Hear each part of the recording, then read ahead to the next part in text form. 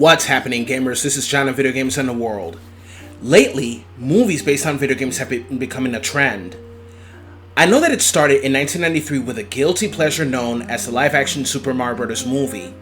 However, the majority of movies based on video games were often bashed by critics and fans alike. How so?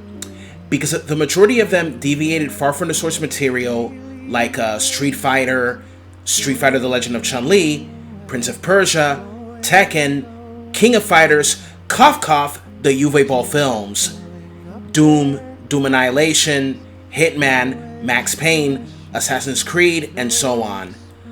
Some of them, however, were well done as it had some creative liberties while at the same time maintained some loyalty to the source material. When it comes to movies, each decade has their trend. For example, the 1960s was the era of James Bond 007 and spaghetti westerns. The 1970s was the era that redefined cinema with iconic movie series and trends such as Dirty Harry, The Godfather, Rocky, Halloween, Alien, and Star Wars, especially Star Wars. The 80s we had Indiana Jones and Back to the Future series. The 1990s to mid-2000s was the golden age, which included a Disney Renaissance. And in the 2010s, it was the age of superheroes and crappy reboots. It turns out that the 2020s, in terms of movies, may or may not be an age of video games having movie adaptations. You got Sonic the Hedgehog, Resident Evil Welcome to Raccoon City, Sonic the Hedgehog 2, the upcoming Super Mario Bros. Animated movie, and now what we have coming is the iconic Xbox exclusive video game, Gears of War. That's right, everyone. Gears of War is getting a live-action movie adaptation as well as an adult animation. Earlier this morning, the movie and TV streaming service app Netflix has announced that for Gears of War's 16th anniversary since its release, that it has partnered with the Coalition to adapt the iconic shooter game into a live-action feature film, followed by an adult animated series with the potential for more stories to follow. Cliff Bleszinski, the creator of the series, responded to Twitter on Netflix saying, "Oh shit." Dave Bautista is being seen for the role of Marcus Phoenix, which he describes that it's a dream come true. However, it is not known if the movie is connected to the games, but I do hope that it is.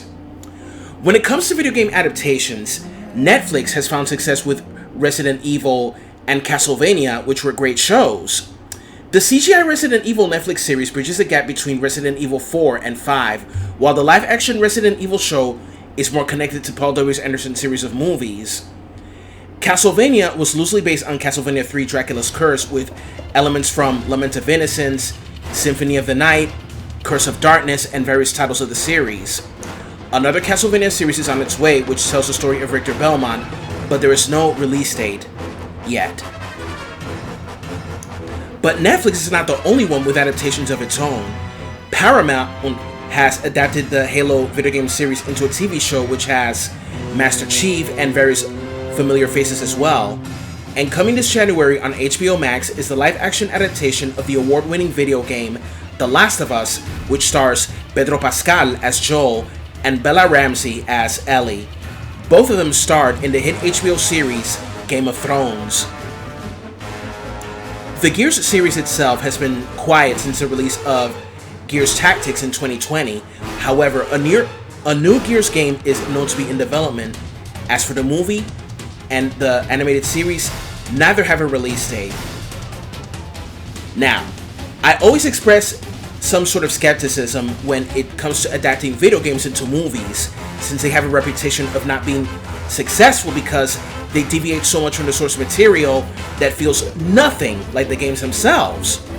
Some of them turn out to be meh, others were amazing as it followed the source material quite faithfully. I believe that if a video game is going to be adapted, they should at least be faithful and loyal to the source material while taking a few liberties, but never forget the characters. And that wraps it up, people. Don't forget to comment, share, like, and subscribe. This is John of Video Games and the World. Have a good one. Later!